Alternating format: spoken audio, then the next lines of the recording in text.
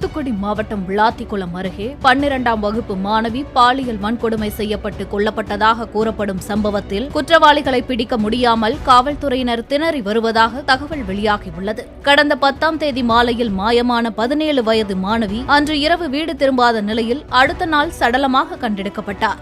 உடற்கூறு ஆய்வில் மாணவியின் கழுத்து எலும்பு உடைந்துள்ளது குறிப்பிடப்பட்டிருப்பதாக தகவல் வெளியானது. மேலும் மாணவி பாலியல் வன்கொடுமை செய்யப்பட்டாரா என்பது குறித்து ஆய்வு செய்ய தடய அறிவியல் மையத்தின் ஆய்வுக்கு உட்படுத்தப்பட்டதாக சொல்லப்படுகிறது.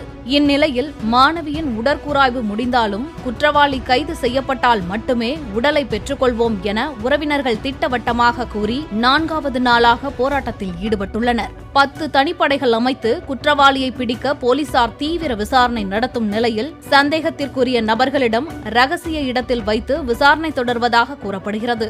இதுவரை 30க்கும் மேற்பட்டவர்களிடம் விசாரணை நடத்தப்பட்டும் வழக்கில் இதுவரை முன்னேற்றம் இல்லாத நிலையே நீடிக்கிறது.